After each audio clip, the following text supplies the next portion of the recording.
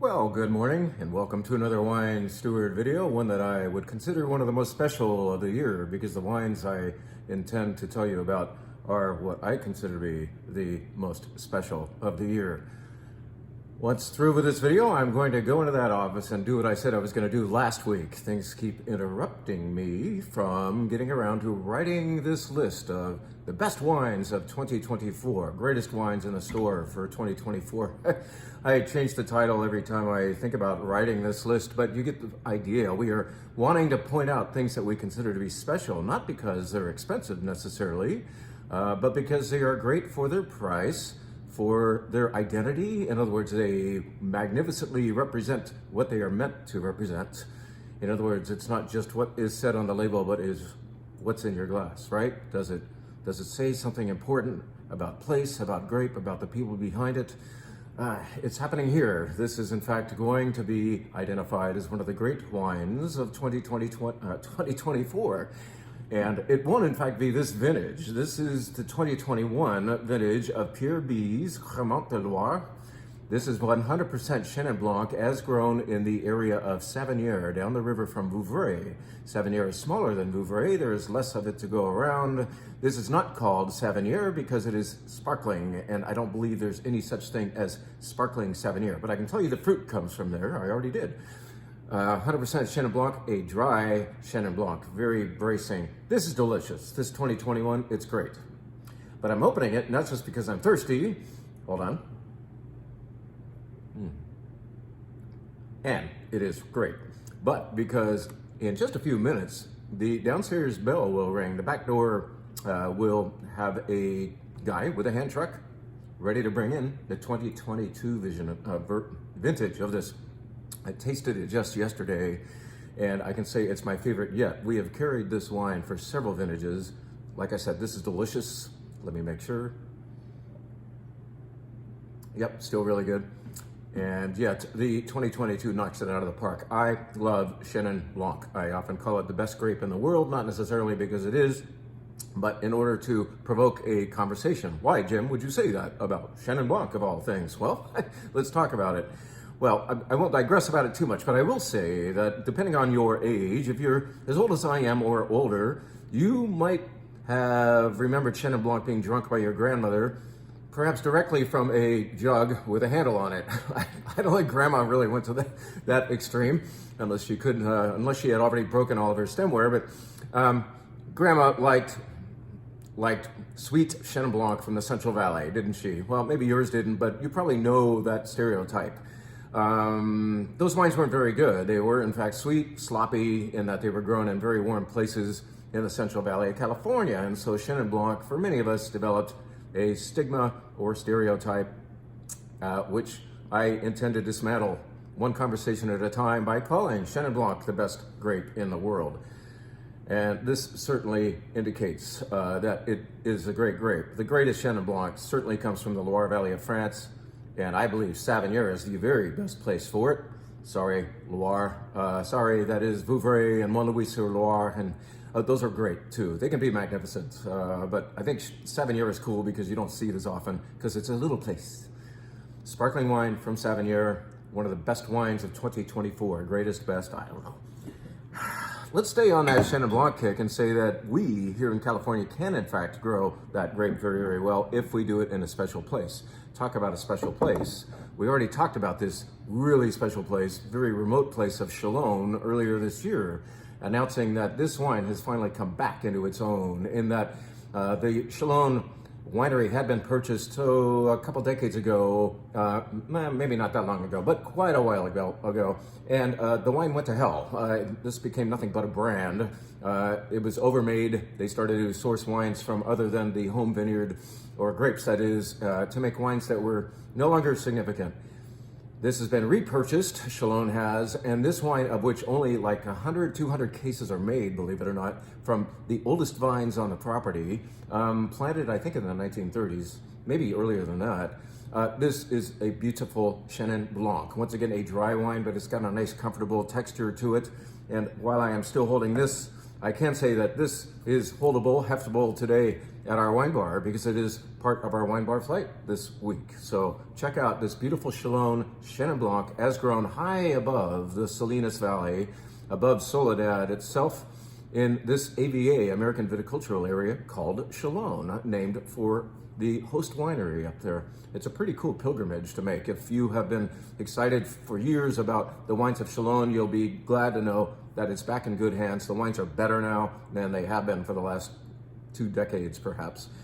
Chalon Chenin Blanc, back on the shelf, one of the greatest wines of 2024. Let's stay on the white wine kick just for one more wine here, and say that, as I said last week, some of the wines that I'm putting on the list, I'm placing there because you've already indicated that you love them. People just keep coming back for a really good Vermentino, especially this particular one from Argiolas. Argiolas is located on the island of Sardinia, about 70 miles off the west coast of Italy in the Tyrrhenian Sea. And Vermentino grows beautifully there, perhaps the best place in the world to grow that grape. Tuscany might argue with that, but I believe Sardinian Vermentinos kick ass. Argiolas makes a couple different levels of Vermentino, and this is their better one called Is. I don't know what that means, but I don't mind. I love drinking this wine, and so apparently do you, because we keep emptying out down there and reordering the stuff. And we've carried it for several vintages. So once again, this deserves, based on your popular vote, to be on the list. The greatest, best, most fantastic wines of 2024 at the Wine Steward. Come and get it. You'll love this wine. It's no oak. It's crisp. It's lively. It's very vibrant in the nose. It's as audacious, you could say, as Sauvignon Blanc, but it's not herbal like Sauvignon Blanc. It's more about melon and citrus. Very dynamic in that way. Enjoy. Let's put another white up in front of you. I said that was it for white, but this is not wine. This is a tequila. We invite you to remember that we are also in the spirits business these days, and I consider this Tequila Blanco to be a wonderful value for the type. Tequila, you can certainly buy up higher than this. I think we're in the mid-40s here, but I would also call to your attention the fact that this is a liter-sized bottle. This appeared at a wedding recently, actually a couple of weddings recently, and was much enjoyed. People would say, where'd you get that tequila? That's pretty good. Now, as you can see by the color, perhaps you can. I don't know if the lighting's too poor to do so, but this is a Blanco. In other words, barely a kiss of oak on this. And so there wasn't enough time in oak in order to color it up. It is not a reposado or an añejo. Those are the darker, more oaked up versions. I love the clarity of a Blanco. I mean, sometimes it's nice to sip a añejo, certainly, but this Blanco, this is a beautiful sipping wine. I was having some with our old friend Tom Switzer. This is his jacket, by the way.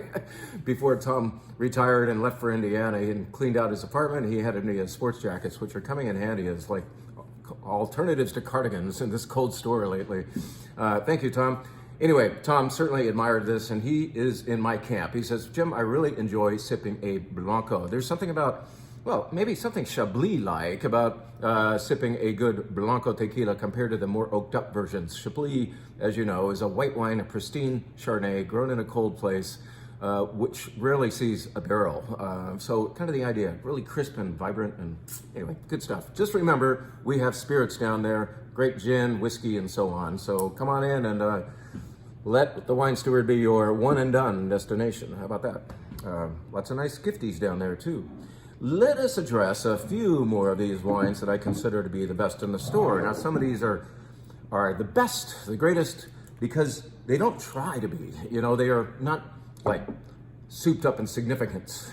Take this, for instance. This comes from the Santa Lucia Highlands of Monterey County, a fantastic place for growing Pinot Noir, many of which are often big and yummy. Nothing wrong with that. But sometimes balanced is an attribute to pursue. If you want to drink a little bit more wine than just one glass, a balanced wine, a fresh Pinot Noir, like this one from Bernardus, is what you want.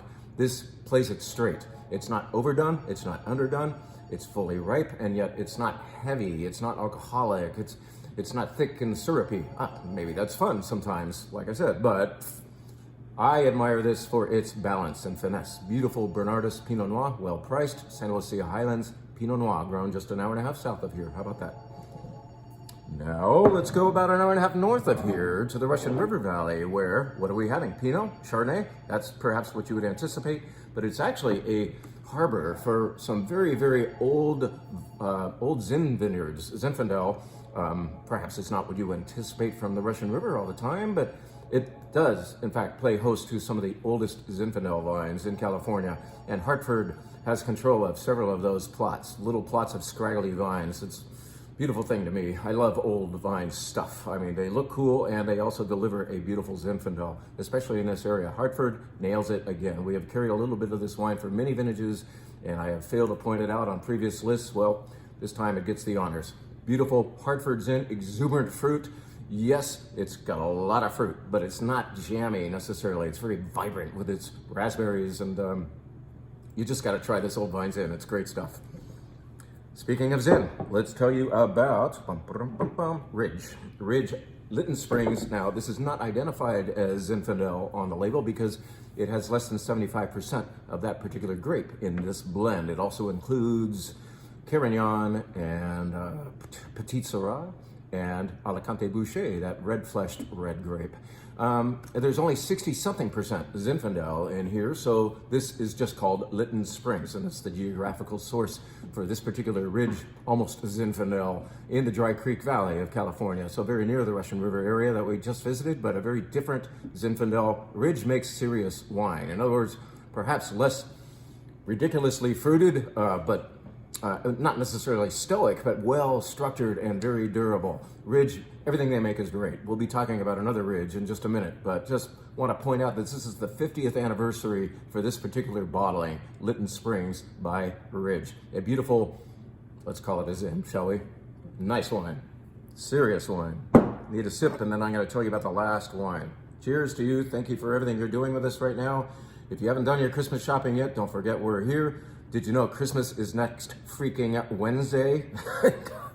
I think Thanksgiving kind of cheated us this year, occurring so late in November. We lost shopping days for Christmas. But anyway, remember we're here. Remember that this is here, but only in the form of 3 bottles. Boom. Ridge Montebello. This is a monolithic wine. This, I believe, was part of the great Paris wine tasting so long ago in the 1970s and fared very well there against the French stuff.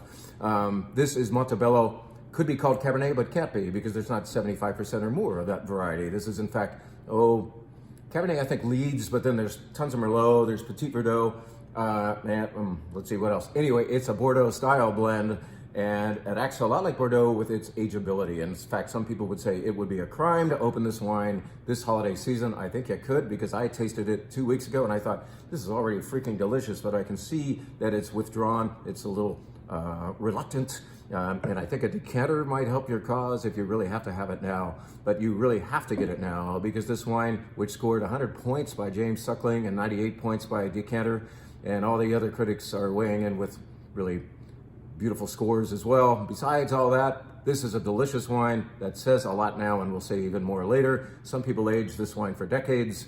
Some people can't keep their hands off it and have it much sooner. But you just got to get it now, because we only have 3 bottles right now. That's all we rated. Actually, we rated 6, but we said, psst, hey buddy, to a couple people who have already scooped up the other 3. So boom, Ridge Montebello, not inexpensive, but very, very special wine from Napa? No, the Santa Cruz Mountains. Ridge handles fruit, especially up in the Dry Creek and Russian River area, especially for Zinfandels, things like that, Healdsburg and so on.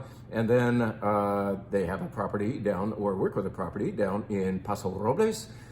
But Montebello has always come from a particular plot in the Santa Cruz Mountains. And some people say that you can smell the evergreen along with the beautiful fruit in this wine, the earth. Somebody in their rating, in their review of this wine, said he could sense petrichor in here, and I had to look that up. And then I remembered, oh, that's what that is. Petrichor is the smell of the air once rain has fallen on very dry earth. So like the first rain in a long time, and we all know that smell, but it actually has a name, petrichor. Boom, boom. Anyway, apparently there's petrichor in this wine. I mean, they didn't put it in, but it's like, it suggests it. Very nice wine from Ridge. One more wine to tell you about. I told you that that would be the last, but I really have to point out that from our own Livermore Valley, there are great wines, and this is a beauty. This is an affordable and delicious and not frightening Syrah. nicknamed Cervantes by a winery called Madison Vineyards, which occurs only about 1.5 miles from where I live as the crow flies.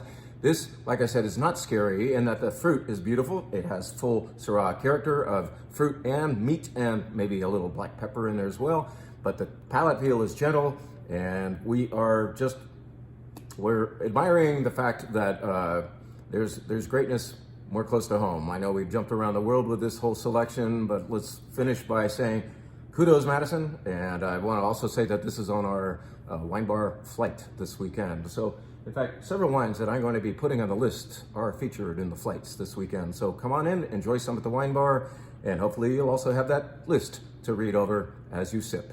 Thank you very much. Merry Christmas, and we sure hope to see you soon.